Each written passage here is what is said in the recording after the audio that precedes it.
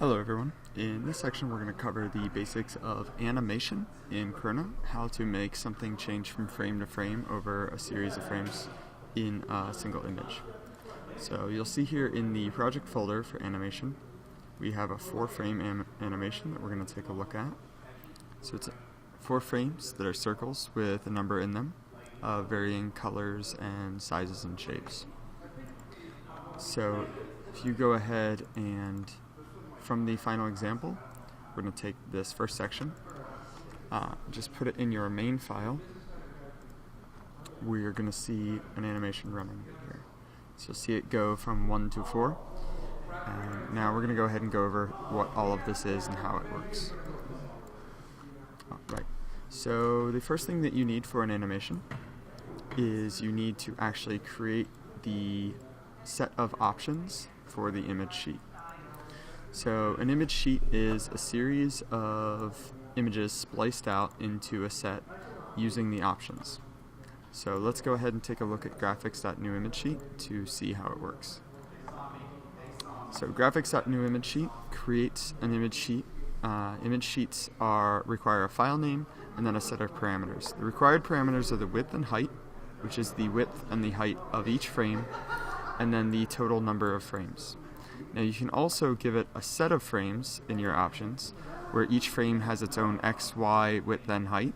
So if you have a series of frames that aren't the same size and shape, you can actually show your frames options as well.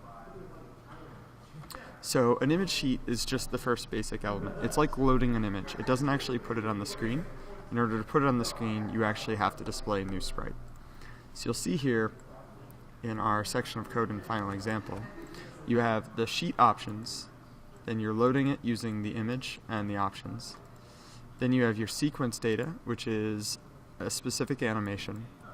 And then you actually have the ball being created, so you have this display.newSprite using the sheet that we've defined and then the sequence data that we defined.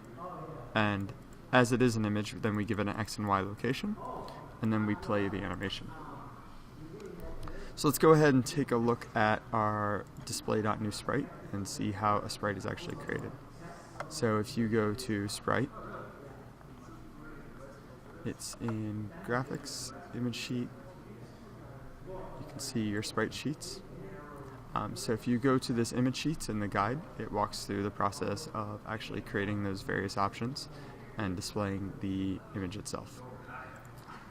So let's go to sprite, display.newSprite. So display.newSprite requires 2 elements, the image sheet and then the sequence data. And a sequence data is the series of information that it requires to run the animation. So you need your start frame, the total amount of frames, and the time, the loop count, what direction it goes. So it has a whole set, and we'll go through each one here. So let's look through this from the top. So the first thing we have is the required parameters, the width and height of each frame. So it's 64 pixels by 64 pixels. And we have the 4 frames because we have on our image sheet the 4 frames starting in the top left, going down, so 1, 2, 3, 4 frames. Next we have the width and height of the actual sheet itself. So this is the original size of the whole sheet. So because it's 64, 64 for each frame, the total is 128 by 128. Here we have our actual image sheet being defined using the actual file name, the animation ball that we have in our folder, and then the options that we created here. And that options is a table. Next we have the sequence data. So we named our sequence 4 frames because it's using all 4 of the frames. And you can name this whatever you want, ball moving, ball jumping. If you have something such as a character where you want multiple animations, so running, jumping, maybe attacking or getting hit or something along those lines, you can have the name of each animation separate. Then you define the first frame, how many frames it is, and how long it runs. So we're telling it to start on frame 1, so starting on frame 1, and then we're saying that it's 4 frames. We're giving it 1,000 milliseconds, so 1 second for the animation. We're telling it to loop 0 times, which is infinite. That will make it loop indefinitely. If we were to change this to 1, we'll see that it actually only loops through once and then it stops. So we could also give it maybe, let's say, 3 times, and it'll go through 3 total times and then it'll stop. You can actually have it go in multiple different orders. So you can either have it go forward or you can have it bounce. So let's go ahead and try putting bounce in there.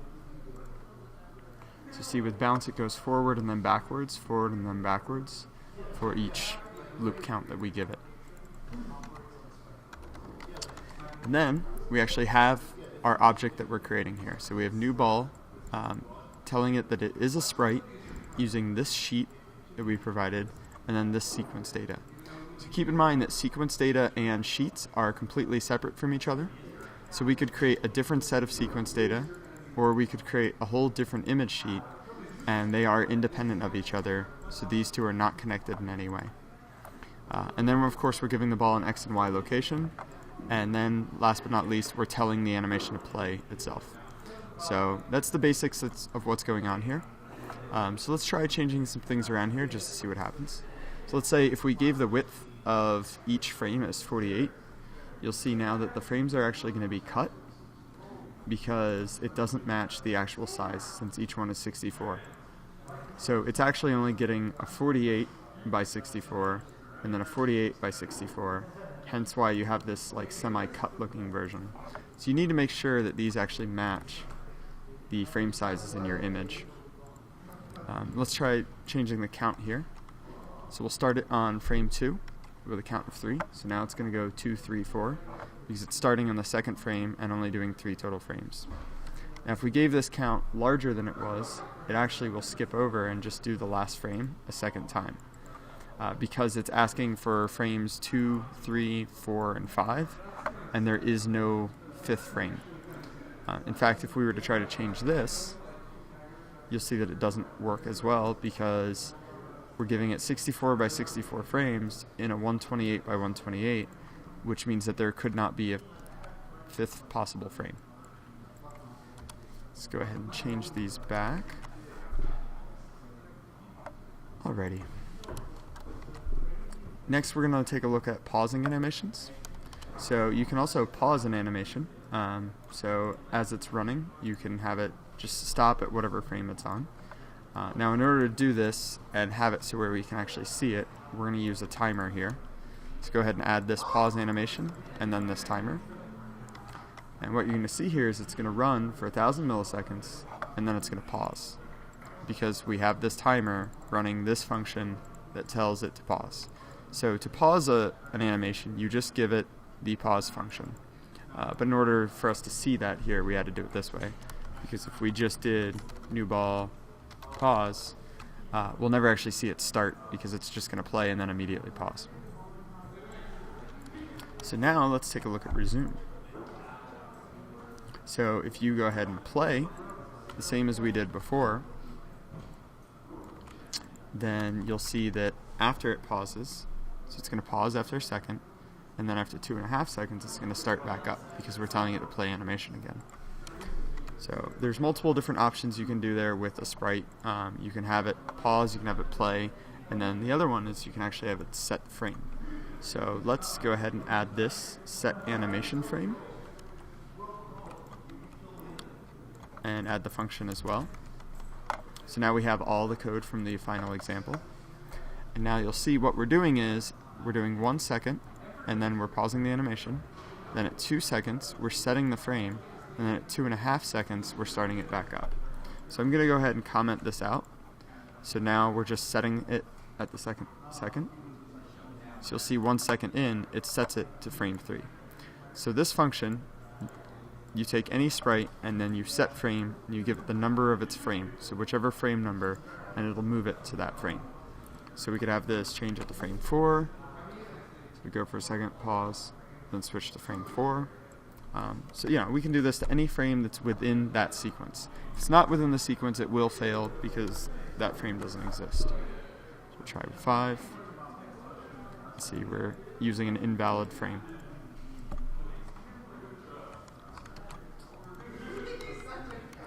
So we'll go ahead and have it pause, and then set the frame a second later, and then play it again. So that is these 3 functions. running using the 3 different pause functions available, or play functions. So that's the basics of animation. As you can see, it's pretty useful to have something move through multiple frames. And if you want to get really fancy, you can actually have something move using a transition while changing frames. So something like this. So you can actually have something moving and changing frames at the same time, giving the effect of motion. So if we had a character having a run animation while he's moving, it'll make it look like he's actually running. Alright, thanks for joining us for this section. In the next section, we will be covering audio.